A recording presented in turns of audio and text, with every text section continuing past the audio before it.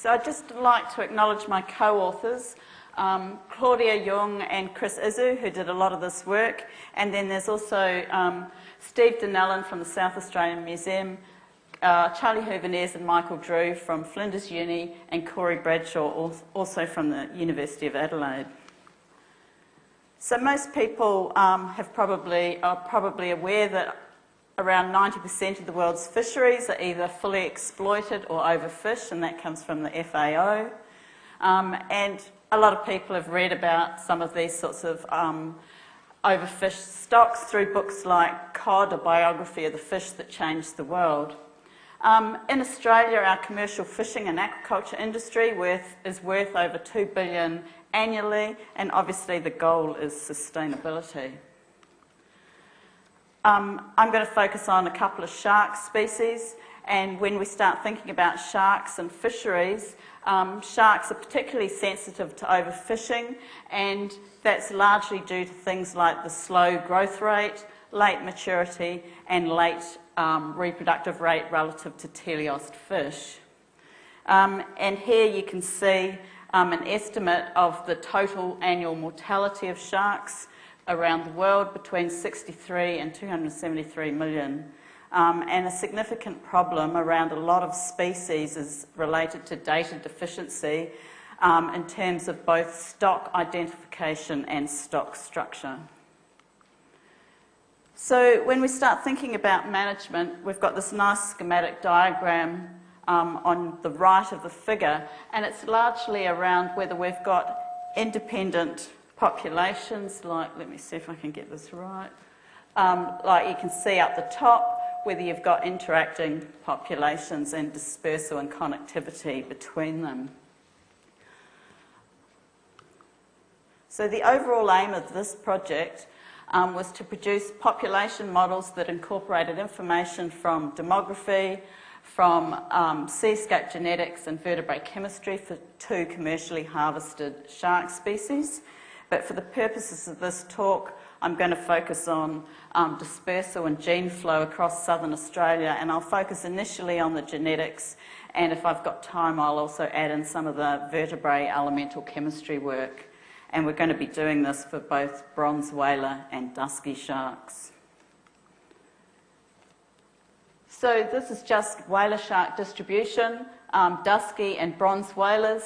You can see that they really occur over quite considerable parts of the world, including across southern Australia. So in terms of dusky sharks, we've got some catches in South Australia, a really important fishery in Western Australia, and they're also taken in Commonwealth fisheries. And basically, you would think that the level of connectivity between the Western Australian and the South Australian stocks would influence management. Whereas for the bronze whaler, we've got our largest catches occurring in South Australia, and we've basically had variable catches and a lack of data for stock assessment and demographic analyses. And at least here in South Australia, these 2 species are combined in terms of any reporting.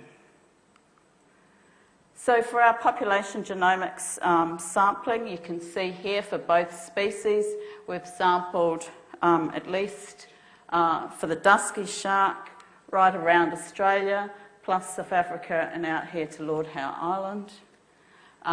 Whereas for the bronze whaler, we've sampled in South Africa, across southern Australia, and also in New Zealand. And down the bottom here, you can see the number of SNPs that we're using. So we're using next generation sequencing approaches. So the first thing we did is ensure that we were talking about one species when we were analysing each of our population structured data. And so you can see that here, ensuring that we've got the correct species. Each of these bars, horizontal bars, represents an individual. You can see all our bronze whalers here and all of our dusky sharks here. So a question that came up as we started this work was whether the bronze whaler was in fact 1 species or 2 species. So did it occur, was this a single global species, or were there a mixture of potentially two species there? And basically what our work shows here is that you can see here these guys and these guys being one species, and then we've got some from Southern Africa, South America, and the Mediterranean is another species. And again, this is just in more detail, showing you that Australia and New Zealand separate out from the South African individuals. So the next component is actually defining the populations or stocks that might be applicable for fisheries management. And for the Dusky shark, these are the results of the data, and down the bottom here we've got structure plots, and pretty much each of these bars is an individual shark. And if you've got different populations, you would expect to see different colour bars, whereas what in fact we can see is pretty much all the same. So we've got one single population across from Southern Africa right around Australia, demonstrating that there's significant genetic connectivity. Whereas for the bronze whaler, we're seeing something slightly different between the neutral and the putatively selected markers. And in fact, you can see that here where you've got some of the orange bars here, suggesting that our western populations may be slightly different from the rest, but we don't really have enough sample sizes from these regions. Whereas for the putatively selected populations, we've got our New South Wales populations coming out here. So just to summarise the population genomics work, the Dusky shark is panmictic within Australasia and across the Indian Ocean to South Africa. Whereas the bronze whaler, we've got the westernmost Australian samples separated using neutral markers, and the Australian East Coast samples potentially differing from the rest of Australia and New Zealand. So these different patterns of population structure might suggest that you need to consider independent assessments for each of the species. So the second part that we wanted to look at was using vertebrate chemistry data, and here this is a bit similar to elemental chemistry, where you expect trace elements to be incorporated into the structure roughly in proportion to what they occur in the water. If they're in different water masses, you'd get different signatures. You can tie this information to the growth increments that you can see across the vertebrae, so we can get movement patterns and connectivity or population structure information throughout the life history of the shark. And for this work, we're focusing just on the bronze whaler in South Australia. So sorry, I should go back. We undertook two different approaches, one that was focused on the edge, which would be representative of when we collected the fish, and one that focused on profiles across the vertebrae, in which case we could take a mean and get a life integrated signature. So these are the results, with the top ones here being the vertebral edge data. These are boosted regression tree models, and these are what's referred to as partial dependency plots. So up the top here we can see that we've got significant variation among region for our three regions within South Australia, and potentially some variation with the length of the shark. Whereas for our mean integrated signal, so that's across the entire vertebrae, we've got a much greater effect of the length of the individual than we do of the region that they were collected from.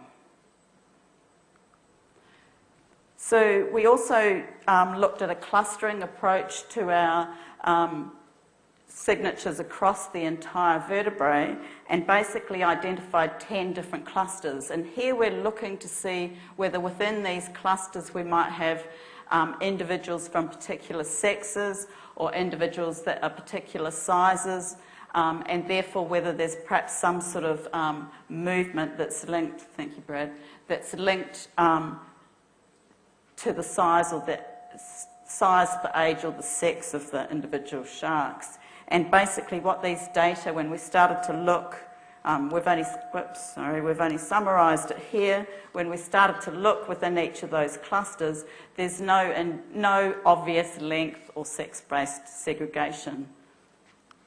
So just to summarise the vertebrate chemistry data, and these data, like I mentioned, can provide short and long-term perspectives on what the sharks are doing. In terms of the edge, we saw differentiation between the gulfs, which is consistent with some of the tagging data. And this suggests maybe the presence of local populations for some part of their life history. Whereas for the mean element profiles across the vertebrae, we get individualistic movements, and that's consistent with the observed movements in genetic data. So these data also support high dispersion throughout the species range over the individual's lifetime.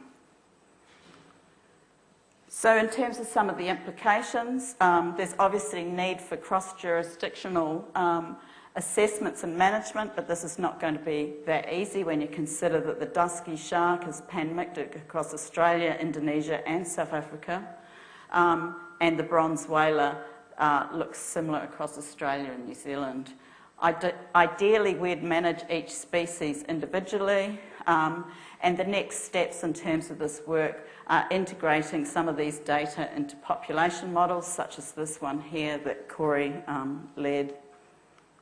So finally, I'd just like to acknowledge funding. This work was funded through an ARC linkage grant with 5 different partner organisations, and also some of the people that have collaborated and provided samples. So thank you. Thanks, Bronwyn. Any questions?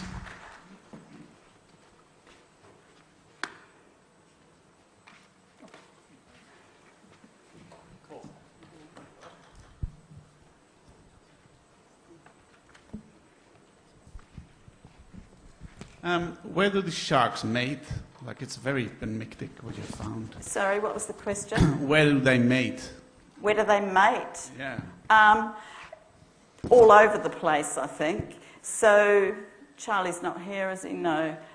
Pretty much all over the place. So there's some evidence that they might have inshore pupping grounds, but they probably likely mate across the entire range. And are there any other studies that have found similar genetic outcomes? There's some other studies that have focused on genetics of, I can't remember if it's the Dusky or the bronze whaler, but they were suggesting fine-scale structuring. So I think one of the issues is when you've got a panmictic population is you can spend a very long time looking to check that they really are panmictic. And so in some ways, those sorts of data are less informative than where you've got structuring occurring. Time for one more.